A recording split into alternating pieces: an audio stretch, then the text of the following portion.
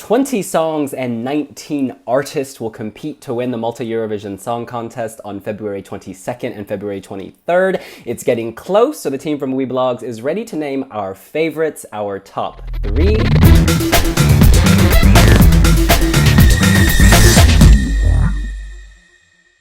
Starting with our third favorite, Denise. Yeah, I really like the song of Jasmine, Alive. When we heard the snippets, I was like, oh no, this is getting really boring and it's too slow for me. So she was somewhere, yeah, somewhere below. And when I heard the full song, I was like, huh? Is this the same song? So I was going back to the snippets. I was like, oh yeah, it is the same song, but only with the snippet, they choose the bad part of it. And the whole song is just really good. It's up tempo, it's fun, and I really like it. My number 3 is Corazon or Corazon, depending on where you come from, with Falling Glass. Much like Denise, when I heard the snippet in the Zarabank little thing, it was really slow, it was really kind of dull, but as you kind of get into the song, it kind of, the beat kind of elevates a little bit and gets a little bit more catchy. My only beef with the song is that it does sound very similar to kind of like almost 10 other songs in the Malta Eurovision Song Contest this year.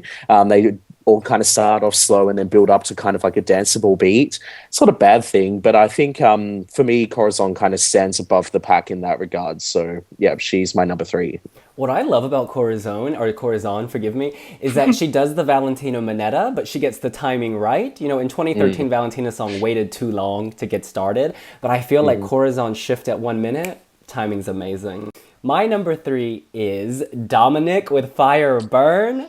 Now, I know a lot of my fellow bloggers do not like this. You want to burn, fire, burn. But what I love about this is it's so different from all the power ballads, cheesy love songs. I mean, this is just fun. He's like bringing a fiesta to the Malta Eurovision Song Contest. He talks about igniting the fire, and I think he does that. It's just, it makes me happy. It makes me want to move. And it has this 1980s vintage feel, like the opening oh, which continues throughout the song. It's catchy, it falls on your ears. Will this win? No. Could it do well at Eurovision? No. But I don't care because I like it. Well, my second favorite is someone who's getting better every single year, and it's Christabelle.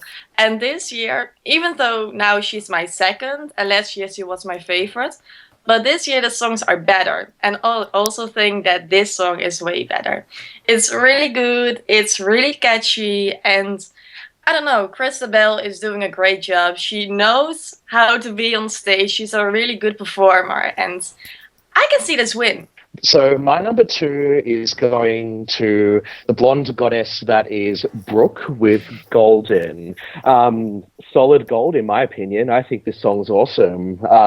It's catchy, it's fun. I really appreciate the fact that her voice is kind of a little huskier, and it reminds me quite a lot of Jessie J for some reason. I can't pinpoint where or how, but that's just the vibe I got. But I think if she can bring the right performance elements into that song, I think it's a surefire top 3 for sure. My number 2 is going to sound very familiar because it's the same as Denise. It is Christabelle with Kingdom. You guys, she is the queen of this kingdom. She can do dance. Like, her songs have drive. Like last year, her number, you really wanted to move and it was memorable and you felt something in your core. And y'all, my body is shaking.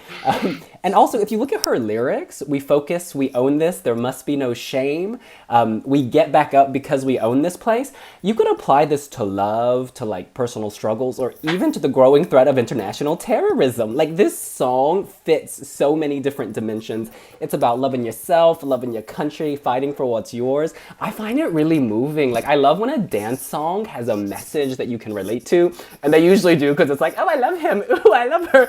But there's just something more here. I feel like this is like low culture hiding high culture. I love it. For our number 1, our favorites to win Malta Eurovision Song Contest 2016. It's Ira, and not about the song itself, but I really like it. But now we have two songs to choose from, and my favorite from her is Chameleon. I think it's really, really good, and yeah, partly it is because it's Ira. I really like her, and when she was announced, I was like, oh my god, she's entering again. And Seventh Wonder is still my third favorite from the whole Eurovision Song Contest. I have such good memories of it when I was a young girl. I was like 9 years old and sitting on the couch with my mom. And she was so great with the little sparks and yeah, like that. So I don't know, there's nothing she can do wrong for me. And this song is really, really good. So Ira's not in my top three. Reason being is that the snippet gave me so much hope, and for me, it just kind of fell short at the last hurdle. So it's kind of nudging the top five for me, but definitely not my top pick. I am my own person. I run my nation. This is my kingdom. Christabelle is my number one. Yeah, that song is phenomenal. It's so catchy. After the first listen, the lyrics stuck in my brain. It just was memorable. After her performance with Rush last year and coming second, I know that she has the potential to really nail this performance, and I do honestly think that she could beat Ira, and we'll see her in Stockholm next year. Oh, sorry, this year. Well, my number one is clearly not in any of y'all's top five. I have read some of your scores and comments, and you are not very friendly about this lady. But my number one is Deborah C, All Around the World. Now listen, you laugh, but that's why I love this song. It makes me laugh. It makes me smile. The lyrics did the Roman thing last year in Rome. Baby, don't you know? Walk the streets of Paris on my own. C'était très bon. It's hilarious. This woman has been around the world, and that is showing in her lyrics and her sound. Drinking margaritas back in Mexico, spending money down in Monaco. Who comes up with this? I don't know, but I want to be there drinking margaritas with her. I want to be, in Monaco blowing my cash with her.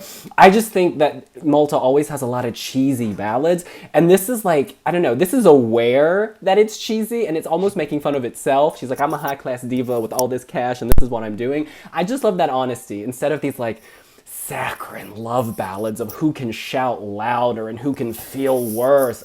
Get over it. On that note, who do you think could challenge Ira, Denise? Christabelle. Yeah, I think she's the only one.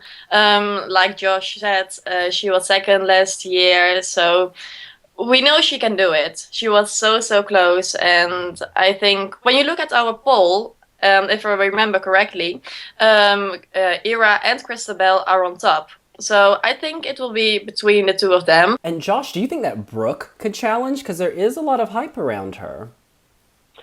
I think Brooke could give it a fair go. I mean, this is probably the first time that I've really taken notice of her in the Maltese national final. I don't know even if she's participated before or not. I can't remember.